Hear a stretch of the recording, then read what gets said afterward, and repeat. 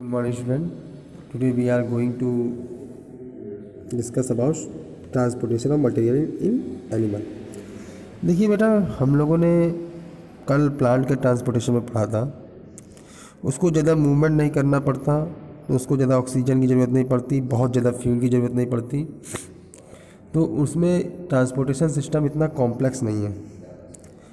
Higher animal की बात करें, बड़े एनिमल्स में जैसे जैसे लोकोमोशन जैसी कंडीशन बढ़ती है, उसमें ट्रांसपोर्टेशन मेथड भी कॉम्प्लेक्स होता चला जाता है।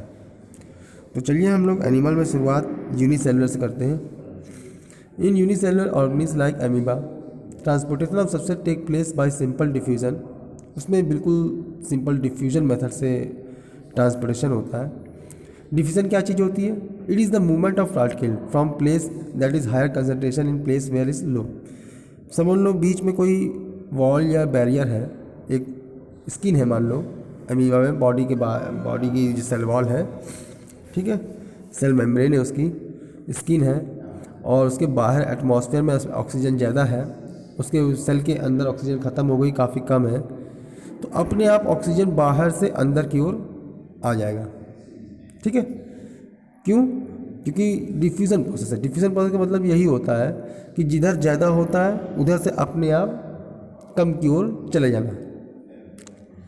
ठीक है, तो ये एक तरीका है जिसके इस्तेमाल से है ये क्या कहते हैं, ऑक्सीजन वगैरह सब्सटेंस को अपने अंदर लेता है। Transportation is some other lower animal, जैसे स्पंज है, हाइड्रिया है ना, वो वाटर से भी इसी प्रकार चीज़ें लेते हैं। इनके पास ओपन सर्कुलेटरी सिस्टम होता है, वाटर इंटर करता है कि बॉडी के अंदर, है ना, साथ में फूड और ऑक्सीजन है।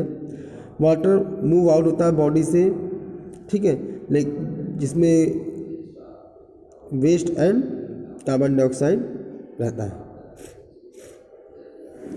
तो what is open circulatory? Open circulatory होता क्या है?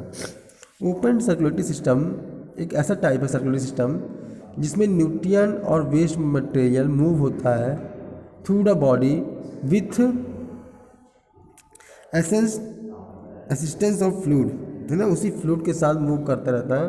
विच flow freely through out the body, उसकी बॉडी में कैविटी होती है, और जिसके जरिए वो लिक्विड या कोई फ्लूइड के जरिए वो मटेरियल उसी कैविटी में मूव करता रहता है। और blood is not contain in vessel, और उसका ब्लड किसी वेसल में नहीं होता।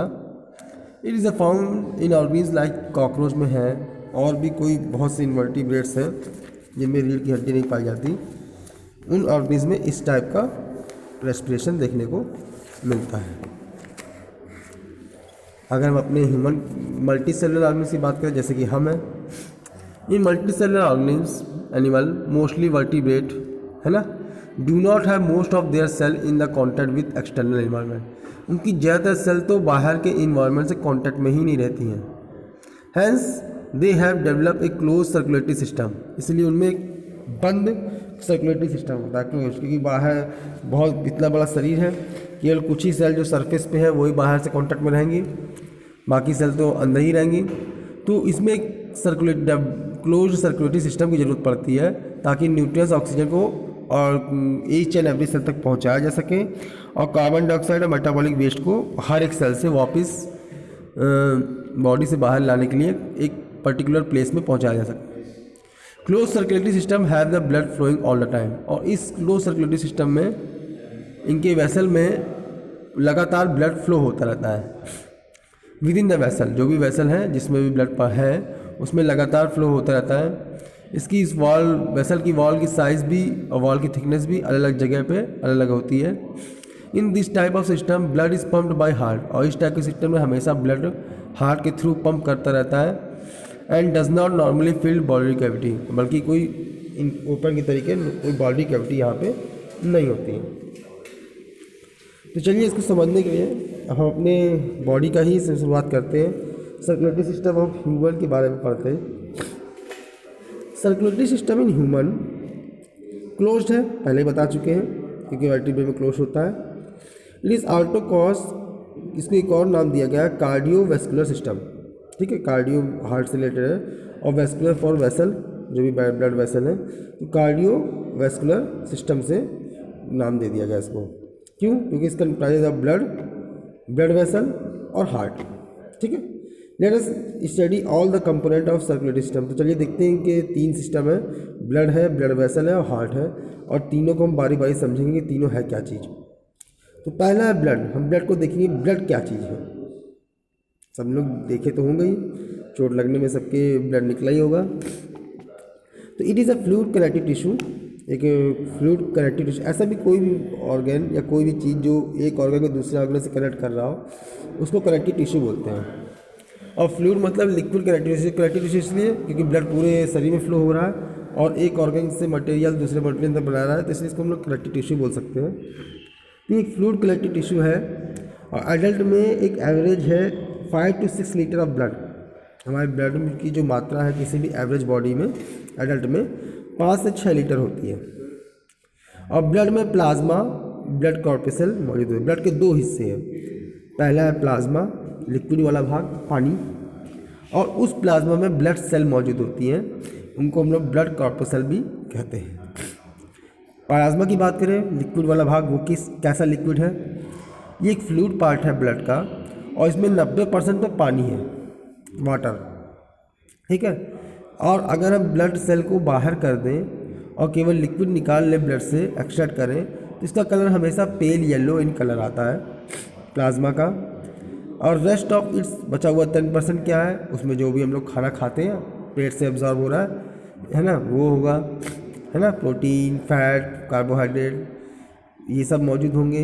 कुछ एंजाइम्स मौजूद होंगे और जो हार्मोन हमारे डिफरेंट बॉडी से रिलीज़ हो रहा है वो हार्मोन इसी ब्लड में वो होंगे। मिनरल्स जो भी हम लोग पानी में पीते हैं वो होंगे, विटामिन्स होंगे, है ना।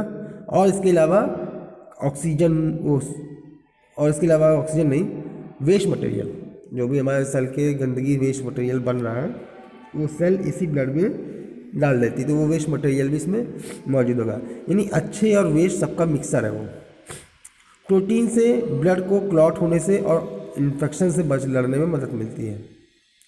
ब्लड सेल की बात करें, these are in present in plasma, ये प्लाज्मा में मौजूद होता है।